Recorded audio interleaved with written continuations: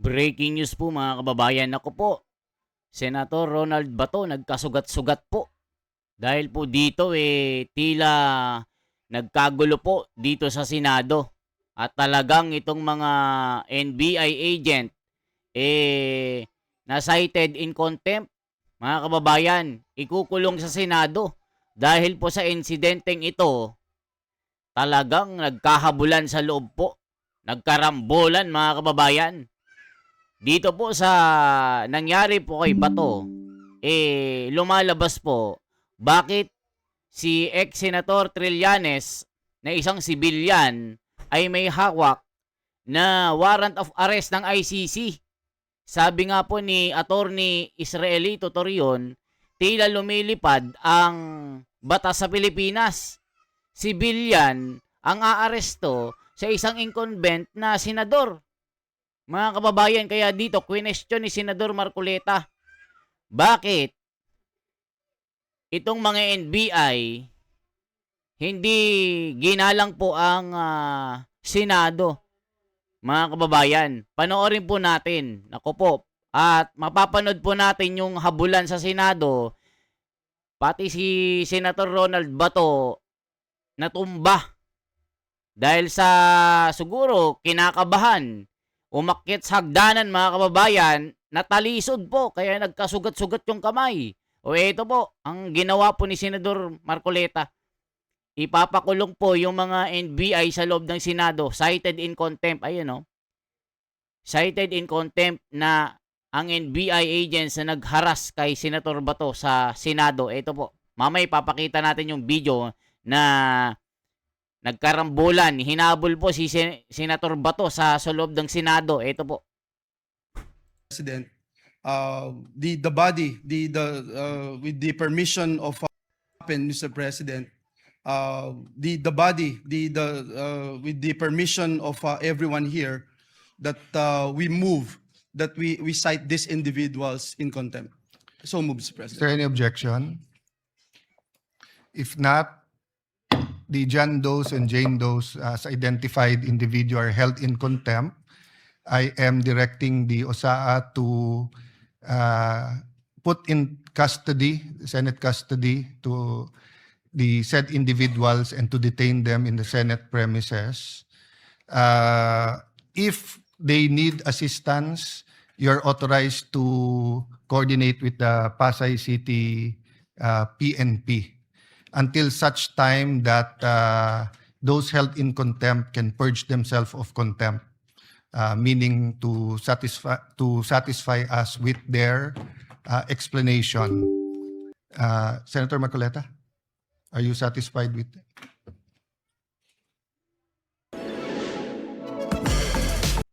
O ayan mga kababayan ko, ngayon ipapakita natin yung video na hinabol si Senator De La Rosa. Ito po yung video mga kababayan ko. Ito po, naku, magugulat kayo sa ginagawa po ng mga bending dalo ngayon. Ito po yung video mga kababayan ko. Ito, yan, nagkakahabulan po. Panoorin po natin. Ayan po, ayan. Yan si Senator Bato, tumatakbo. Ayan, sinusundan ng mga media at mga agent po ng NBI. Ayan, nakikita nyo po, nagkakagulo na po. Ayan siya, takbuhan po yung mga nakabarong dito. Ayan, may maleta. Ayan, takbuhan sa kabilang pintuan. Ayan, yung nakaitim. Kita nyo po mga kababayan. Ayan, kita nyo, talisod si Bato dito. Talagang natumba sa hagdanan po kaya nagkasugat-sugat yung kamay. Ang panoorin pa natin mga kababayan ko. Talagang na-bending dalo. Tignan nyo, matutumba si Bato. Ayan mga kababayan ko, ulitin natin, natumba si General Bato dito. Natumba si General Bato, ito po. Ayan, nakita nyo po. Ayan o, natumba si General Bato. Ayan. Nakita nyo po mga kababayan, natumba siya. Natalisod. Sa sobrang gigil ni Senator Bato na makatakas, natumba siya, kaya nasugat yung kamay. Hinaras po siya mga kababayan ko. O ayan, takbo siya, ayan, 2 beses na natumba ito. Ayan o, takbuhan o, inano yung pintuan, Yan yung mga agent po ng NBI, yan, hinahabol siya. So yan po yung nangyaring harassment mga kababayan. Ayan, makikita nyo pa yung mga yan. Si Bato yun, takbo siya. Ayan, talagang yung mga ibang kasunod, yung mga siguro, mga staff nito, takbuhan din sila yan. Mga agent po yan mga kababayan ko. Hinabol si Bato dito. So yan po yung eksena. Talagang nagkarambulan po. Ano masasabi nyo dito mga kababayan ko? Ayan, makikita po natin. Ayan, takbuhan yan. Makikita nyo po yan, takbuhan na si General Bato ito. Ayan, takbo siya, nauna siya. Sinaraduhan pa yung kasama. Sinarado na. Ayan na, iniligaw na po yung mga, ayan, yung mga agent po yan ng NBI. Ayan. Makita nyo po. Ayan, sinarado na po, hindi na sila makapasok. Hinaras po sila. Ayun na. Si General Bato. Dahil nandun. Hinarang po siya. Yan. Hinuhuli na siya. Ayan oh. Talaga nagkatumbahan po mga kababayan. Gusto siyang iharas. Ayan oh. Kita nyo mga kababayan ko yan. Hinaharas po siya yan. Takbuhan po sila oh. Oh, ano nang eksena. Itinago na po si Bato dyan. So ngayon, panoorin po natin itong Senate. Ito po, mga kababayan ko. Ito po. Ito po natin. Ito po yung sa... Ayan po. Kung napanood nyo po, sinasabi ko. So ngayon, ipakita ko naman po yung sinasabi ni Senador Marcoleta dito. Ito po mga kababayan ko. Anong ginawa ni Senador Marcoleta dito? Yes, Mr. President, I'm satisfied. Incidentally, I think the incident this afternoon can also be used to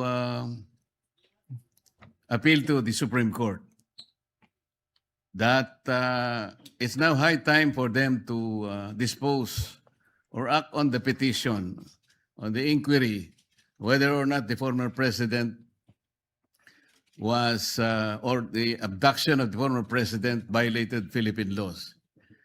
And if they can act precisely on the basis of what happened today, we will be guided in future incidents that may happen. Sana wala naman. Pero sana if they can decide as soon as possible, Mr. President, considering what happened today, they should include in that disposition a guideline sa mga ganitong pagkakataon. Your comments are in order and noted. And Mr. President, to add, because we have an existing law, I'm citing Republic Act 9851, which is about transnational crimes, international crimes, crimes against humanity. Ang sinasabi po ron, Mr. President, is very clear, specifically under Articles 17 and 18. Na kung saan sinasabi sa ganitong mga kaso, ang talagang merong jurisdiction, primary jurisdiction, ay yung ating local courts, Mr. President. Paano ngayong mangyayari na mas kakatigan pa ng mga taong gustong humuli kay Senator Bato yung sinasabi na warrant of arrest? Alin ba yung pakikinggan nila? Alin ba yung una nilang tutuparin? Yung inaatas ng isang korte na ang kanyang jurisdiction is not questionable considering that we have already withdrawn from the Rome Statute. Bakit po yun ang kanilang gagamitin? Halimbawa po sa Article 17, Mr. President, sinasabi po doon na yung surrender. Ayan mga kababayan ko. Talagang nagkasigawan pa at nagkahabulan po dito. Ngayon pakita po natin mga kababayan yung sa ibang... Ito po pakita natin sigawan po dito. Ito po yung mga NBI mga kababayan ko. Asan po yung isa nagkakagulo na kasi mga kababayan ko So, ito si Matibag, ayan, pumasok doon kaso hindi po siya pinapunta. Hindi po siya pinapasok mga kababayan si Matibag. Naka-lockdown sila eh. Order yata ng Senate leadership. Ayan, hindi pinapasok. Okay naman po. Lumabas na po sila.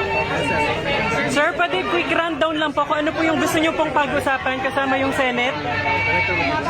Sila po nag-imbita sa akin, kaya papasok po. Ano po sir yung mga pag-uusapan sir sa inaasahang pag-uusapan sa loob, sir? Hindi ko pa po alam. Paglabas ko po. Sinabi ni Matibag, gininbitahan daw siya. Ba't kayo imbitahan? Anong meron, di ba? Ito, mga NBI po, di armado po. Mga kababayan ko, di armas po mga taga-NBI dito. Hindi po nila ginalang ang Senado. Kita nyo, naka-armas po. Naka-armas po sila, di armado. Pinasok po nila ang Senado dito. Inabol si General Bato. Ayan, mga kababayan ko. Ayan, kita nyo po, hindi sila pinapasok po. Hindi pinapasok yung NBI. Yung boss ng Wilson Sir, di ba si Japan? Dahil ako sa Japan na design. So, yan yung eksena. Ayan po. Kita nyo, nagkakagulo po talaga dito. Si Matibag, hindi pinapasok po ng Senado.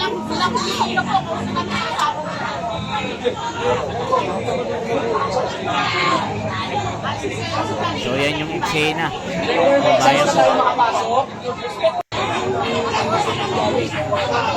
Ayan yung eksena.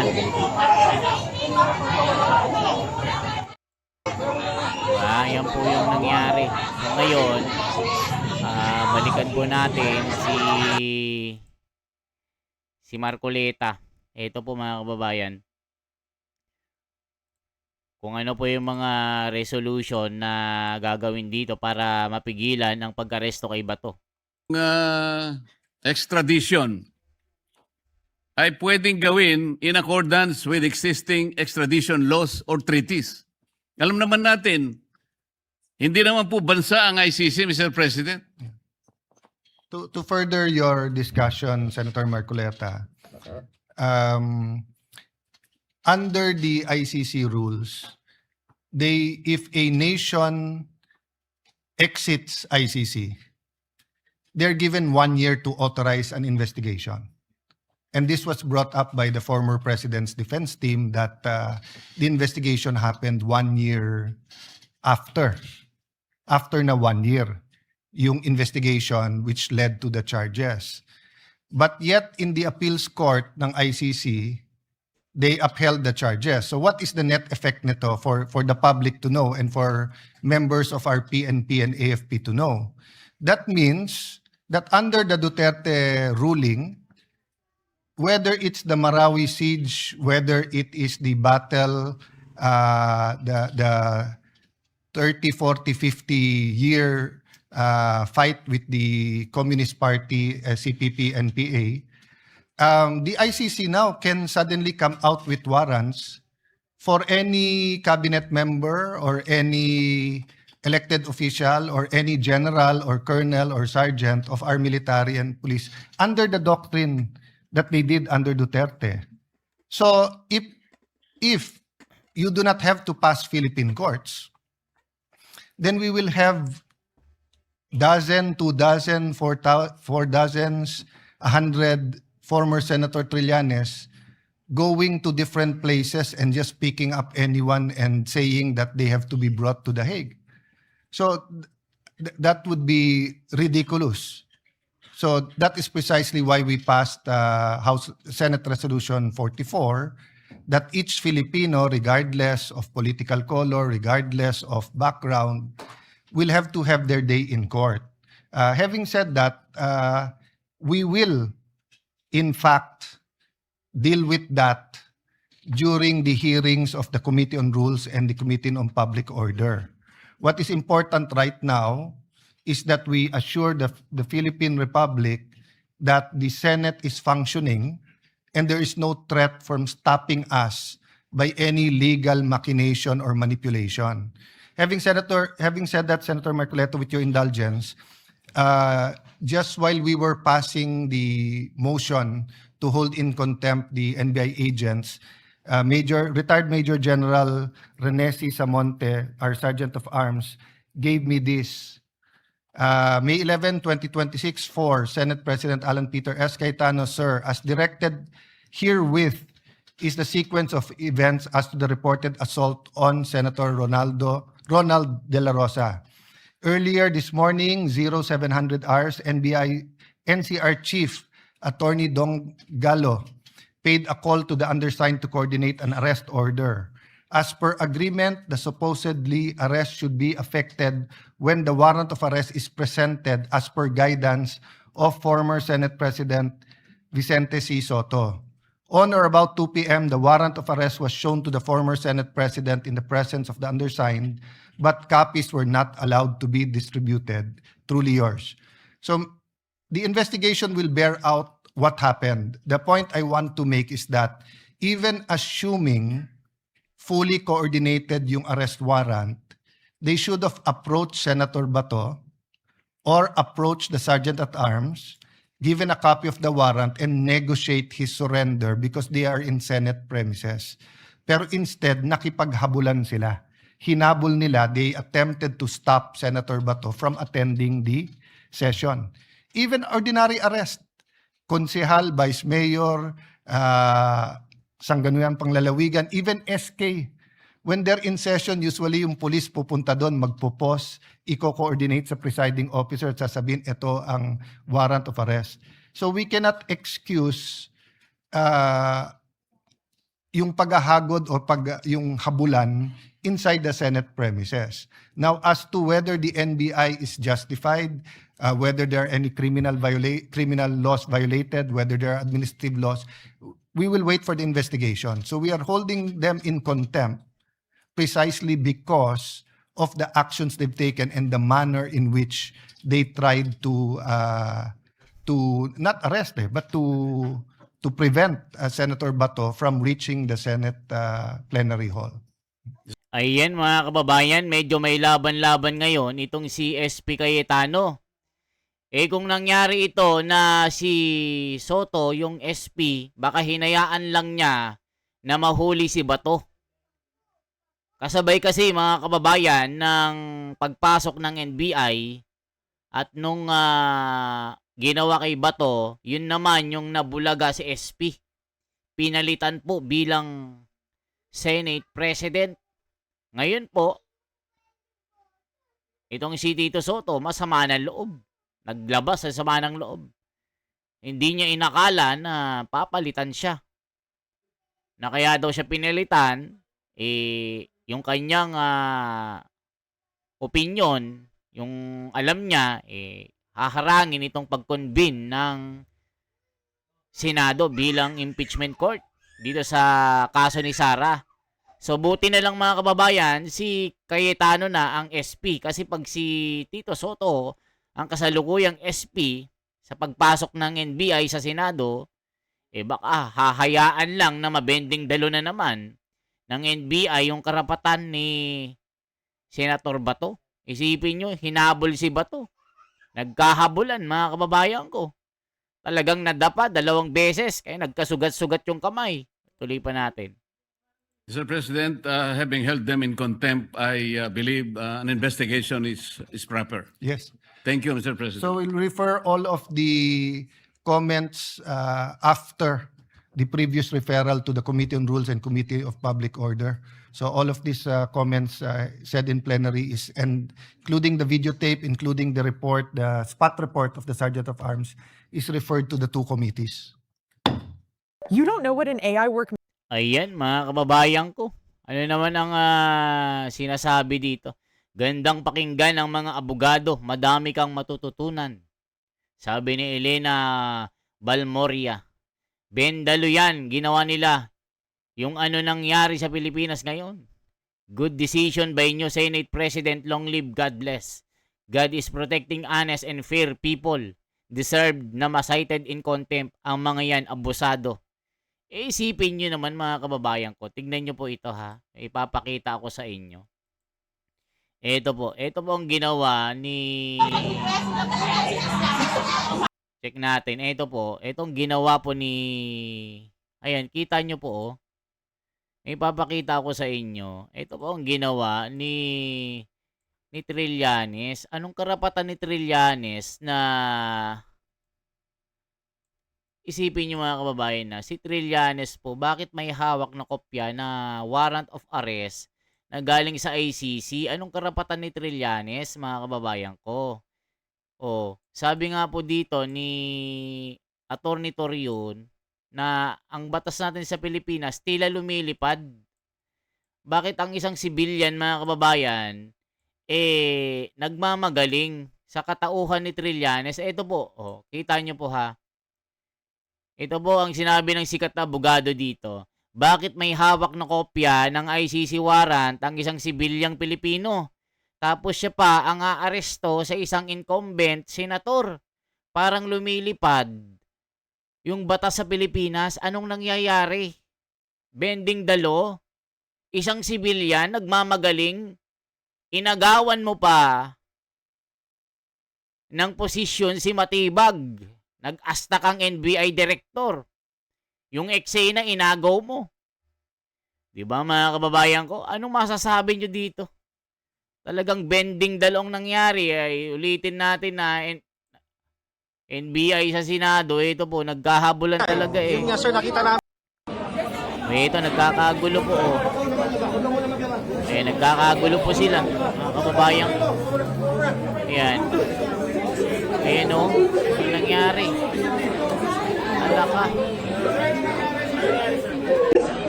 Ayan si Bato. Mga kababayan o. Ano ito? Ayan, si Night in Contempt. Mga NBI agent. Sugatan ang tauhan ng Senate Sergeant at Arms na si Terence Lee matapos umano siyang bugbugin ng mga tauhan. Sipin nyo. Binugbog ng mga tauhan ng NBI. Ano nangyari, sir? O, tignan nyo po sugatan ang tauhan ng Senate Sergeant at Arms na si Terence Lim matapos umano siyang bugbugin ng mga tauhan ng NBI. Nangyari ang tensyon matapos natangkain umano ng biktima na harangin at pigilan na lumabas sa Senado ang mga tauhan ng NBI. Persahan din siyang binitbit at isinakay sa sasakyan ng NBI, ngunit agad ding nakaalpas. O, kita nyo mga kababayan ko. Grabe ang NBI. Bending dalo mga kababayan ko. Kagulo po. Ayan. Ito yung Sergeant at Arms ng Senate. Binugbog. Ayan o. Pinakay sa...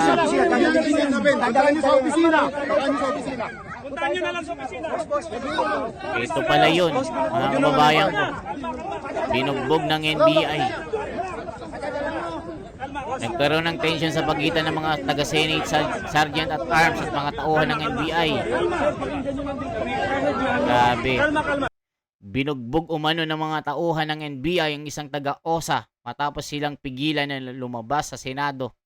Grabe mga kababayan. Ito. Ayan yung binugbog.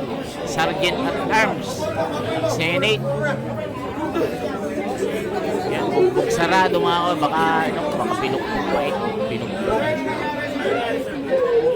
Yan, umiyak na.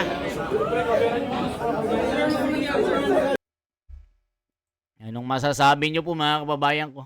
For transparency, for a better democracy. Isang like, isang share po at isang subscribe. Salamat po.